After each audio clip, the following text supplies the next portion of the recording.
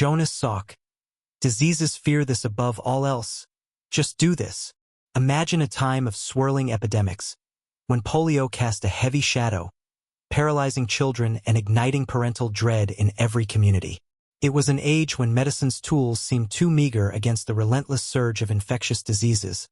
And yet, out of that crucible of fear and desperation, one name shone: Jonas Salk. We typically hail him as the inventor of the first safe polio vaccine, a man who famously refused to patent his creation so the world could benefit freely. Yet behind the public persona of a medical savior lurked a quieter dimension, a dimension that rumors say encompassed more than just polio prevention. Whispers drift through certain circles, claiming that Salk once made an extraordinary assertion about a universal tactic for repelling a host of diseases, not just polio. Diseases fear this above all else. Just do this. If you have ever dreamt of a straightforward daily practice that might fortify you against contagions and chronic ailments alike, you might find that rumor more than a little enticing. By the time you reach the final words of this sweeping exploration, you will not only unearth the essence of Salk's alleged pronouncement, but also discover how to weave it seamlessly into modern life. And if you hold on until the very end, you may be astonished by how elegantly his principle, rooted in immunological insights, can reshape your entire understanding of well-being. Why Jonas Salk? The official story is well known. Born to immigrant parents in 1914, he soared through medical research, eventually leading the development of the polio vaccine that transformed global health in the 1950s. He became an icon, a champion of reason and humanitarian ideals. Yet behind that iconic figure lay a relentless curiosity that spanned beyond polio. Salk believed that the immune system was not merely a passive shield but a dynamic force that could be primed or trained, like a specialized army, when given the right stimuli. He also insisted that many diseases, from viral flus to degenerative conditions, might share certain vulnerabilities if we harnessed the body's defenses more holistically. The rumor that he singled out this as the one thing diseases universally fear suggests a universal principle, some everyday action, habit, or mental orientation that flips a switch inside our biology. Could it be a reference to something as simple as consistent mild exercise, fresh air, a targeted nutrient, a daily short fast, or something intangible like a sense of personal empowerment? The rumor remains ambiguous, but powerful. Diseases fear this above all else. Just do this. Stands as an echo that merges Salk's deep immunological insights with an almost mystical ring, a promise that your body can repel myriad threats if you adopt a single daily practice. Let's see how that might align with Salk's actual convictions. We can glean a clue from Salk's broader stance on immunity. He believed that preventing disease was always more rational, more humane, than attempting to cure it once entrenched. The polio vaccine exemplified that principle. By pre-arming the immune system with knowledge of the virus, you halt the disease in its tracks. Might the rumored statement revolve around a similar prophylactic tactic? Possibly. For instance, some who studied Salk's lesser-known speeches say he often discussed regular exposure to mild stressors that train the body. It is reminiscent of how a vaccine introduces a harmless piece of a pathogen, priming the system. In daily life, that might translate to a small but consistent challenge, like brief cold water exposure, moderate physical exertion, or short episodes of hunger, each stressing the body enough to spark adaptive resilience. If we buy into that logic, diseases fear this above all else. Just do this. Might hint at a mild stressor-based routine. Alternatively, we recall that Salk also admired certain meditative or reflective practices, believing that the immune system can be weakened by chronic emotional stress, and thus mental calm or positivity might be the one thing diseases fear. The rumor might revolve around that intangible dimension. Do daily mental alignment, forging an inner equilibrium that keeps immune vigilance high. We see how speculation abounds. But how might this rumored principle appear in a consistent daily practice? Possibly, Salk envisioned a short morning ritual bridging mental and physical readiness, reminiscent of how a vaccine session primes immune memory. Maybe he'd suggest, expose your body to a mild physical stress, like a brisk cold shower or a short spurt of intense breathwork, and follow it with mindful relaxation. This toggles your nervous system between slight stress and calm, building robust resilience in your immune cells. Or maybe it's a simpler act. Savor a nutrient-laden, whole food beverage at dawn, delivering the micronutrients that let your immune system remain on high alert. Another vantage is emotional. Some rumors say he insisted on deliberate gratitude as a daily act, because positivity fosters healthier neurochemistry, which in turn helps the immune system curb disease. The rumor is so open-ended that we can only guess. So which is correct? Let's consider the synergy of Salk's known logic. He championed immunological memory, the idea that the immune system can learn and remain vigilant. He likely recognized that chronic stress or passivity degrade that vigilance, letting diseases slip through. So this might be something that daily re-energizes or refocuses the body's defense. Could it be mild daily exercise plus a short mental affirmation of health? If so, that synergy might indeed prove potent. If viruses or other pathogens encounter a body whose defenses are robust and stable, they cannot easily gain a foothold. The phrase "diseases fear this above all else, just do it" could thus become a rallying cry to maintain consistent immune-priming routines, bridging body and mind. After all, if we take Salk's polio success as a template, daily prophylaxis stands as the surest path to warding off myriad ailments, from colds to chronic degenerative conditions. We might recall that Salk died at 80, a respectable age, still vigorously involved in research on HIV vaccines. He was not free of controversies, with critics labeling some of his later claims about miracle cures as overly optimistic. But the man's intangible aura of curiosity and altruism remains widely admired. That altruism might also inform the rumored statement. He never sought personal enrichment from the polio vaccine, giving it openly to the world. So too might he have offered his daily health insight not as a commercial product or fancy supplement line, but as a straightforward piece of advice. If you do this one consistent act, diseases fear you, and you lead a longer, healthier life. Possibly he shared it with close friends or at small lectures, overshadowed by bigger news about polio. Over time, the anecdote mutated into rumor form, culminating in the punchy claim we see repeated in some circles. At this stage, let me pause for our first question to you. If Jonas Salk, the polio conqueror himself, told you that a single daily routine, be it a short physical-mental synergy or a nutrient intake, could drastically reduce your susceptibility to common ailments, how open would you be to implementing it consistently? Are you more likely to trust advice from a revered scientist, or would you still demand robust evidence from modern studies? Let's proceed with the logic that the rumored approach was a synergy of mild daily stress, physical or mental, plus mindful positivity. If so, we can craft a plausible routine along Salk-like lines. Morning spark. Immediately after waking, you do a brief mild physical stress, like a 30-second cold shower splash or a short burst of exercise, push-ups or squats, to jolt your circulatory system. This small stress, repeated daily, might train your immune system to handle bigger challenges with ease. The synergy arises from repeated adaptation. Over time, your baseline immune response is more alert. Calm reflection.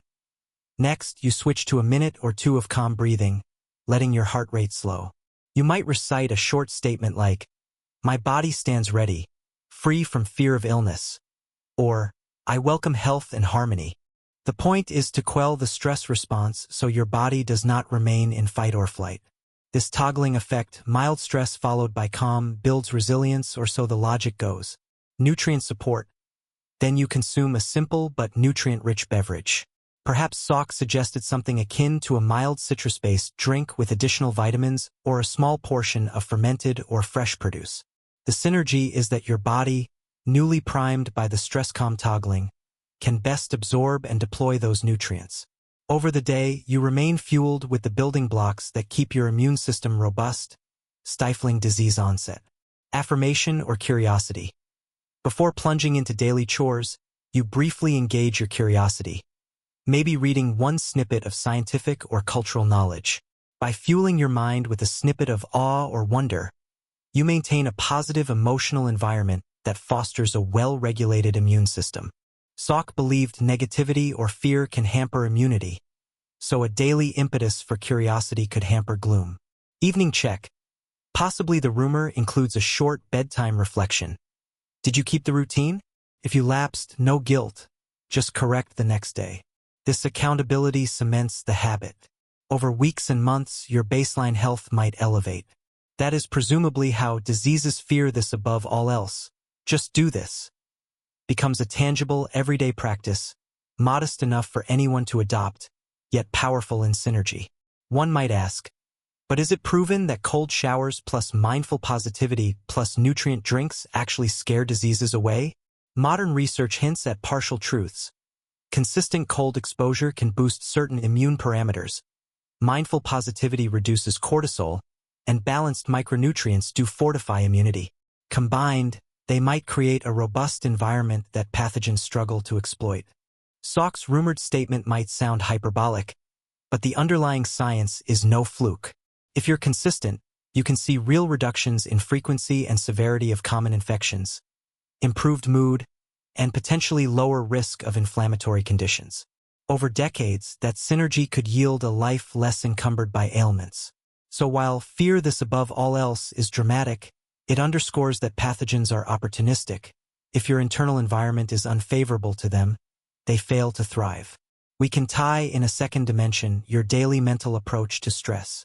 Salk recognized that viruses or bacteria exploit weakness. Chronic stress, by dampening immune responses, creates that weakness. So the rumored method might explicitly require that you manage or transform daily stress into creative or positive outlets. In the polio crusade, Salk worked tirelessly but also found ways to remain motivated by hope rather than exhaustion. Similarly, your attitude can tilt your immune set point. If you let negativity fester, you unwittingly invite diseases to take hold. If you foster constructive optimism, you starve them of that chance. So the synergy might not just be physical or nutritional but also emotional, embedding a daily vow not to dwell in futility or despair. That vow alone can lighten the immunological load. Now let me pose our second question for reflection or comment. If you systematically replaced your usual stressed or hurried morning routine with something like Salk's rumored synergy, brief mild stress, like a mini workout, calm reflection, nutrient beverage, plus a daily vow of curiosity or positivity, do you foresee your rates of minor illnesses dropping or your mental stamina rising? And how might you track that over, say, 6 months? This is the crux. The synergy must be measured. Salk was a scientist. He believed in data. If you adopt such a routine, note if you skip colds or recover faster from them. Track if your mood remains more stable under pressure. Possibly, after a few months, you realize you have not needed antibiotics or over-the-counter meds as often. That might be the real-world sign that diseases fear this above all else. Because pathogens rely on vulnerabilities, lack of robust immune readiness, mismanaged stress hormones that hamper immune cells, or nutritional deficits that cripple your defenses. Remove those vulnerabilities daily, and pathogens or even degenerative conditions face an uphill battle. Over a lifetime, that might translate into a gracefully extended health span, a phenomenon reminiscent of the rumor's bold claim. Skeptics might retort, but many factors shape disease, from genetics to environmental exposures. A single routine might help, but is it that powerful? The rumor likely uses flamboyant language. Diseases fear this above all else. A more measured stance is daily synergy of mild stress, calm, and nutrient readiness forms a robust immune platform, drastically reducing your disease risk. But the gist is the same. And in a sea of conflicting health advice, the rumored Salk principle stands out for its simplicity, requiring no expensive supplements, though you can add them, or elaborate equipment, just disciplined daily microactions. That aligns well with Salk's polio vaccine approach. A small, well-targeted intervention that flips a massive effect on disease prevalence. Perhaps he extended that logic to personal health, seeing that a small daily discipline can yield massive prophylactic benefits. One might also recall that Salk had an unwavering faith in humankind's capacity to solve big problems through rational exploration. Polio was a monstrous threat until his vaccine. Might he also see that endless ailments can be significantly curbed if people unify behind a rational approach to daily health? If so, diseases fear this above all else, just do this. Might also be a rallying cry for communal adoption. Imagine if entire neighborhoods or societies practiced that synergy. Possibly many communicable diseases would plummet, while chronic diseases, fueled by stress and poor diets, might likewise recede. So the rumored statement might have a sociocultural dimension, not just an individual prescription. Salk believed in large-scale transformations. The polio vaccine drastically reshaped public health. A daily synergy for robust immunity might similarly reshape how people approach colds, flus, and bigger health hazards. That synergy stands as a consistent theme. Small steps, repeated collectively, yield big changes. We might wonder if Salk truly championed this synergy. Why is it overshadowed by talk of high-dose vitamin C or polio vaccines from Pauling or other figures? Possibly because his main public triumph was the polio vaccine, overshadowing a more general approach to health. Also, mainstream medicine in the mid-20th century was not as receptive to daily holistic routines. The rumor might have spread among friends or a small circle, never making it to wide publication. That is how so many legends or unofficial quotes from great scientists arise. Personal statements or letters that never see formal print.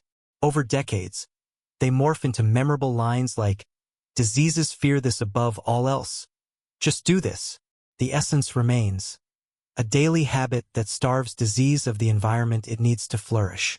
As we approach the conclusion of this extensive tale, let's gather the final pieces. The rumored method is likely a trifecta.